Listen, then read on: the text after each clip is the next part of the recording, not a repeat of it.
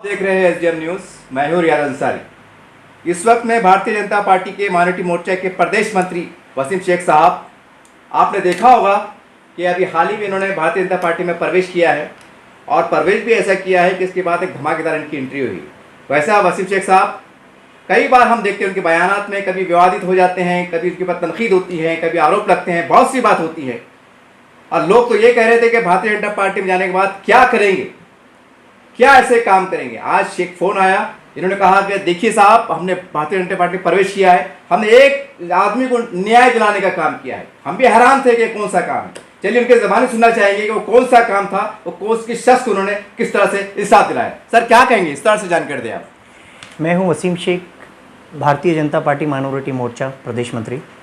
मैं आपको बता दूं कि कहीं जैसे ही मैंने भारतीय जनता पार्टी में प्रवेश किया तो कई लोगों पे मुझ पे एलिगेशन थे, कमेंट बॉक्स में कमेंट आ रहे थे कि अभी भारतीय जनता पार्टी में अब जाके क्या कर लोगे।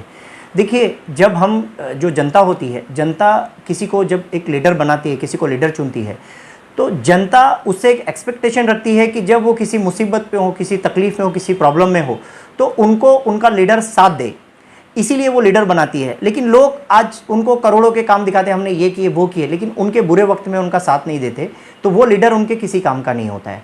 तो मैं आपको बता दूं कि आज मुझे कई लोगों ने एक कहा है कि आप भारतीय जनता पार्टी में अभी क्या कर लोगे, हमने खासदार को बनाया लेकिन खासदार ने क्या कर लिया जो आप कर लोगे। और मैंने खासदार के ऊपर भी कुछ एलिगेशन किया था, लोगों ने कहा था कि अभी आप भारतीय जनता पार्टी में गए हो, आगे आगे देखेंगे क्या करते हैं। तो मैं आपको बता दूं, मैंने अपनी शुरुआत तो कर दी है कि जो लोगों को इंसाफ दिलाने का जो काम है, सबसे पहले तो मैंने वो शुरू किया हूँ।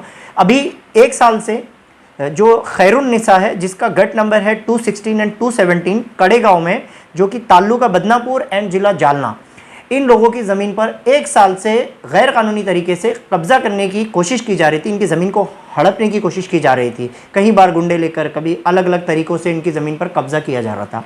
ये लोग बहुत परेशान थे। इन्होंने पुलिस स्टेशन में जब इनकी ज़मीन पर कब्जा करने के लिए आए, पुलिस स्टेशन जाकर इन्होंने बहुत कोशिश की, लेकिन वहाँ के जो पीआई इंस्पेक्टर है शिवाजी बंटेवार, उन्होंने कभी इनको साथ नहीं दिया। उसके बाद जब मुझे इनकी शिकायत मिली और मुझे जब कॉल आया, मैंने वहाँ के नीरज राजगुरु जो कि डीवाईएसपी है, डीवाईएसपी को मैंने कॉल किया, डीवाईएसपी से मैंने बात किया, डीवाईएसपी को मैंने स्ट्रिक्टली कहा कि अगर इनकी एफआईआर आईपीसी 447 448 की अगर इन पर एफआईआर नहीं होती है, ट्रेसपासिंग का केस नहीं होता है, तो मैं भारतीय जनता पार्टी के मेरे सभी कार्यकर्ता को लेकर मैं आईजी ऑफिस को पूरा घेर लूँगा और वहाँ पर एक बहुत बड़ा हंगामा और एक बड़ा आंदोलन करूँगा। डीवाईएसपी ने इमीडिएट कॉल किया वहाँ के शिवाजी बंटेवार साहब को, और शिवाजी बंटेवार साहब ने मुझे कॉल किया और कहा कि उनको भेजिए, मैं एफआईआर ले रहा हूँ। फिर शिवाजी बंटेवार साहब ने एफआईआर लिए, उनके मुझे कई बार 2-3 बार कन्वर्सेशन हुआ कि ये सेक्शन लगेंगे, वो सेक्शन लगेंगे। फिर हमारी बहस में चला कि 448 लगाइए, उन्होंने कहा कि 447 लगेगा। ये हमारी जब बहस चली, उसके बाद में आज आप देख सकते हैं कि ये एफआईआर है, जिसका एफआईआर नंबर है 197/2023। जो लोग कब्जा करने की कोशिश कर रहे थे, गैर कानूनी तरीके से ज़मीन को हड़पने की कोशिश कर रहे थे, खैरुन्निसा नाम की महिला के, जो कि 50 ईयर्स ओल्ड महिला है, आज उनकी ज़मीन पर कब्जा होने से ज़मीन बची है। और इस ज़मीन पर कब्जा करने वालों पर एक एफआईआर पुलिस द्वारा दर्ज की गई, और जिसमें आईपीसी 447, 504, 506 एंड आईपीसी 34 के तहत कार्रवाई की गई है।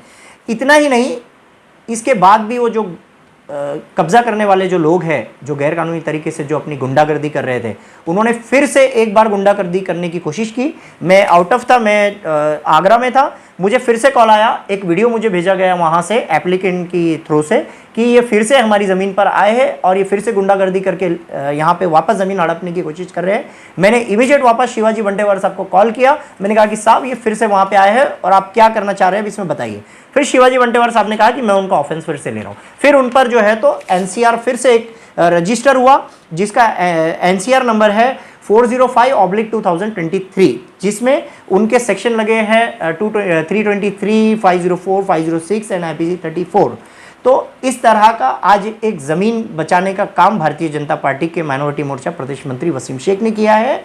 तो आज जो लोग मुझ पर उंगली उठाकर ये कह रहे थे कि आप इसमें क्या कर लोगे, अभी आप आगे आगे देखते रहोगे कि भारतीय जनता पार्टी में रह के मैं क्या कर लूँगा और आगे क्या होगा।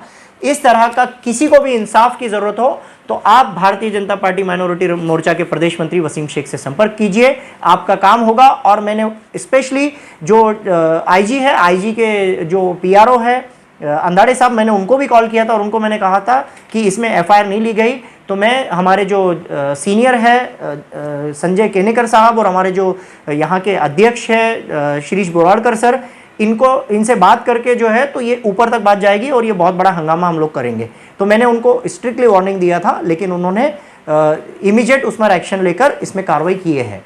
और मैं जो वहाँ के बंटेवार साहब है, शिवाजी बंटेवार साहब, उनको भी थैंक्स कहना चाहूँगा कि उन्होंने इमीडिएट इसमें एक्शन लिया। और नीरज राजगुरु साहब, उन्होंने भी ये जो गुंडे लोग हैं इनको सबक सिखाया इनकी एफआईआर करके। और आज एक गरीब की जो ज़मीन है, आज उनकी 9 एकड़ ज़मीन जो उनकी ज़िंदगी भर की कमाई थी, वो 9 एकड़ ज़मीन पर कब्जा होने से इन्होंने बचाया, वरना आज उस ज़मीन पर कब्जा हो जाता है। गुंडे लोग जो है तो इस तरह की गुंडागर्दी करके जो है तो इस ज़मीन को हड़पना चाहते थे और हड़पते थे।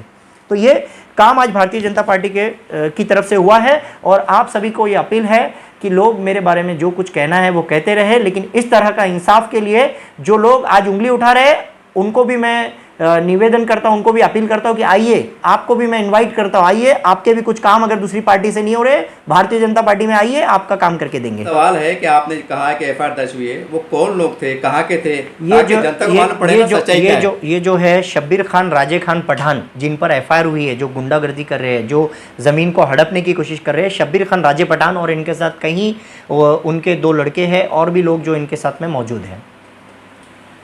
इस तरह से आपने इनकी बात को सुना और जैसा इन्होंने दावा किया है कि जैसा ही मैंने बीजेपी में प्रवेश किया हूँ, एक धमाकेदार एंट्री किया हूँ, उसके बाद मैंने एक धमाकेदार काम की शुरुआत भी किया हूँ। और हम जब आए थे तो कुछ हमारी पर्सनल गुफ्तगू भी हुई।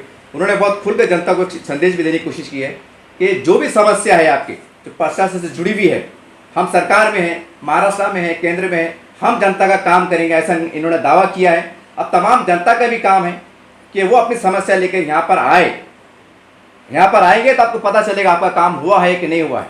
तो उम्मीद करते हैं जनता अपनी समस्या के निवारण के लिए, समस्या के हल के लिए यहाँ पर जरूर आएंगी, क्योंकि घोड़ा मैदान सामने है, दावा इन्होंने किया है और जनता को तय करना है कि आप क्या करना है।